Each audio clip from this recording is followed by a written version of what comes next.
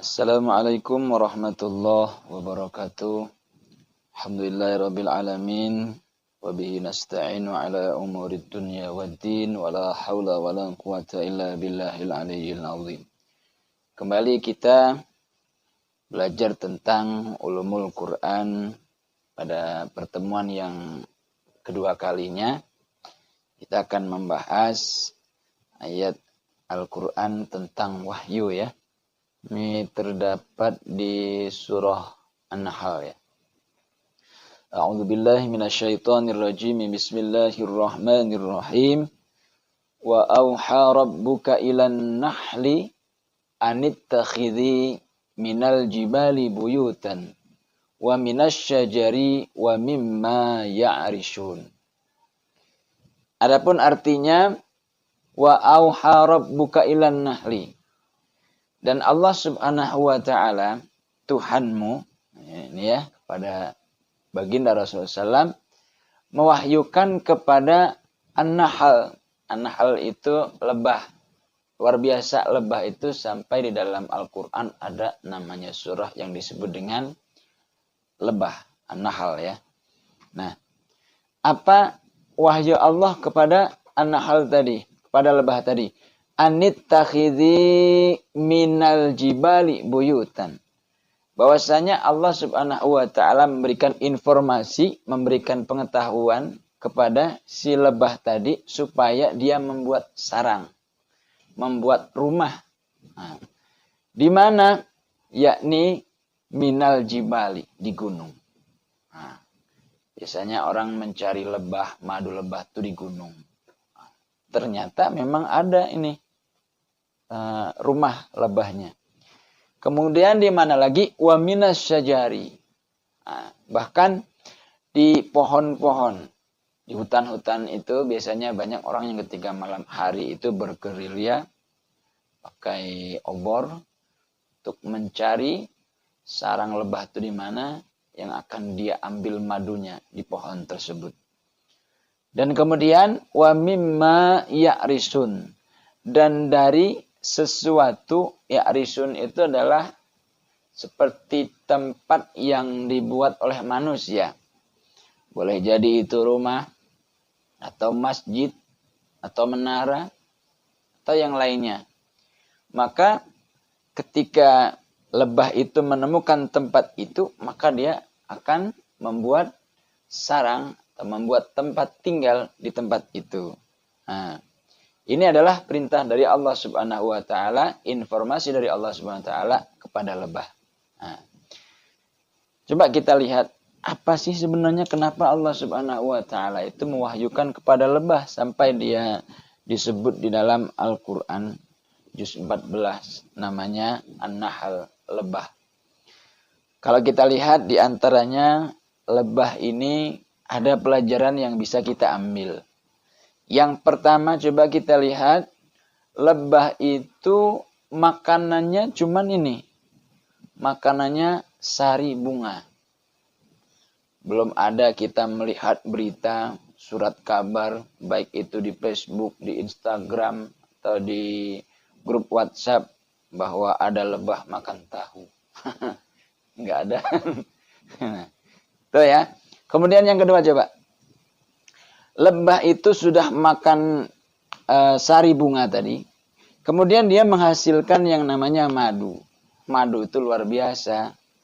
Untuk penyembuhan bisa.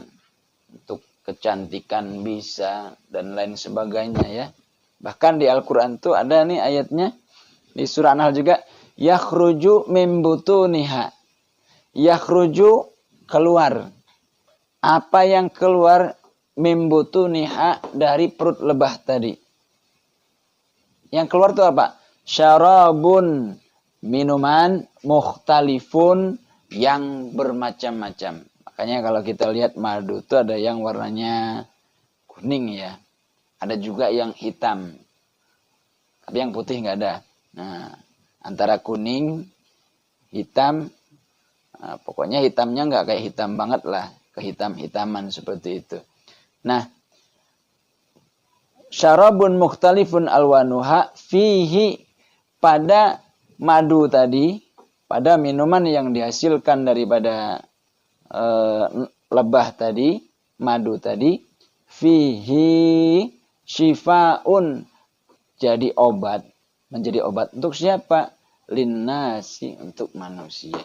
Nah, jadi luar biasa, mereka hidup, mereka mencari makan, mereka hasilkan madu, itu semua Allah berikan untuk manusia. Tetapi adakah di antara manusia yang ingat dengan Allah Subhanahu wa taala, yang bersyukur kepada Allah Subhanahu wa taala? Semua yang diciptakan di dunia ini pun sebenarnya untuk manusia.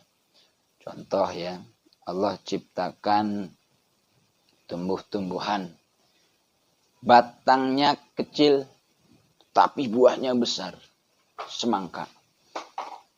Semangka ditanam, begitu hidup, diambil buahnya. Untuk siapa? Untuk manusia.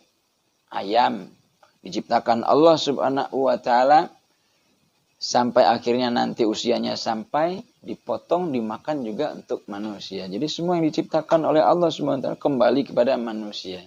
Tapi banyak di antara kita itu yang kurang bersyukur. Kemudian dari lebah itu ternyata ada pelajaran juga untuk kita, bahwa si lebah ini senantiasa dia taat kepada ratunya. Jadi rajanya ya, raja dari lebah itu menurut informasi itu perempuan, binian ya. Bahasa ininya binian. Nah, kemudian dari lebah itu ada kerjasama yang luar biasa yang patut kita tiru. Mereka mengambil madu, tetapi madunya itu dikumpul bersama, kerjasama, sehingga nanti akan menghasilkan minuman yang berwarna-warni, sehingga nanti ketika sudah menjadi minuman yang berwarna-warni, siap untuk diambil oleh manusia, dijual. Ada yang juga yang digunakan untuk kecantikan, ada juga digunakan untuk penyembuhan. Nah, ini Allah Subhanahu wa taala mewahyukan kepada lebah. Nah, sekarang kita akan sedikit mempelajari tentang wahyu itu apa sih. Kalau kemarin kita sudah berbicara tentang Al-Quran, bahwa Al-Quran itu adalah firman Allah Subhanahu wa taala yang diturunkan oleh Allah Subhanahu wa taala kepada Nabi Muhammad melalui perantara malaikat Jibril. Nah, yang membacanya itu mendapat pahala, yang mendengarkannya pun mendapat pahala.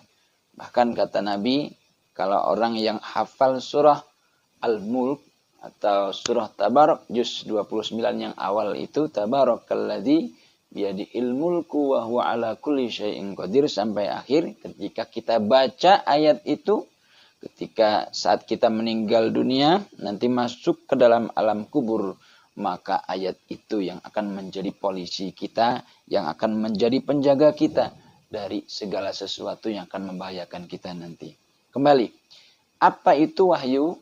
Nah, di sini di dalam pendapat Syekh Muhammad Abdul Azim Al-Zarqani, bahwa beliau mendefinisikan wahyu itu apa? Wahyu itu adalah pemberitahuan dari Allah Subhanahu wa taala kepada hambanya, yang memang hamba itu dipilih oleh Allah Subhanahu wa taala. Nah, apa pemberitahuan itu? Bisa sesuatu yang berbentuk hidayah ataupun ilmu pengetahuan. Dan ini tidak terjadi, kata beliau, kepada semua manusia, hanya kepada manusia yang terpilih saja. Yakni ada beberapa kitab suci yang pernah diturunkan di dunia ini kan. Yang pertama adalah kitab Zabur, itu kepada Nabi Daud. Kelebihan Nabi Daud itu, ketika beliau membaca kitab Zaburnya, ketika ada burung yang sedang terbang, beliau membaca, langsung berhenti. Kaca nggak mampu dia menahan daripada suaranya Nabi Daud, karena begitu indahnya. Bahkan menurut riwayat, istri beliau itu 99 ditambah 1 jadi 100. Jadi orang yang suaranya bagus itu biasanya istrinya banyak. Nah, ya. Kemudian kitab Taurat diturunkan kepada Nabi Musa. Nabi Musa juga punya kelebihan, yakni dia bisa kalimullah, berbicara langsung dengan Allah Subhanahu wa taala. Kemudian selain itu beliau juga diberikan tongkat oleh Allah Subhanahu wa taala, yang mana tongkat itu ketika dilemparkan bisa menjadi ular yang besar, kemudian bisa membelah lautan. Dan yang selanjutnya kitab Injil kepada Nabi Isa. Dan kemudian wahyu yang terakhir adalah kitab Al-Quran kepada baginda Rasulullah Sallallahu Alaihi Wasallam. Nah, dari 124.000 nabi itu hanya 4 nabi saja yang diturunkan, diwahyukan kepadanya. Ini kepada manusia. Manusia memang dipilih oleh Allah SWT untuk menyampaikan hidayah, bahkan ilmu yang dimiliki oleh Allah Subhanahu wa taala. Nah, ini tentang wahyu. Pelajaran pada kali ini masalah wahyu yang kita contohkan adalah misalnya seperti Allah Subhanahu wa taala mewahyukan kepada lebah. Ternyata pada lebah itu ada informasi, ada pelajaran yang sangat banyak, luar biasa, yang bisa ditiru oleh manusia. Seandainya manusia bisa meniru seperti ini, bahkan informasi lagi, yang namanya lebah ini dimanapun dia bertempat tinggal, dia tidak pernah merusak tempat itu. Senantiasa dia jaga. Seandainya manusia bisa seperti ini, betapa luar biasanya. Baik, mungkin itu saja untuk pertemuan kali ini. InsyaAllah akan kita sambung. Jangan lupa tugasnya yang pertama adalah tulis ayat ini. Kemudian catatan kecil ini untuk apa dihafal, kemudian ditelaah. Baik, itu saja. Assalamualaikum warahmatullahi wabarakatuh.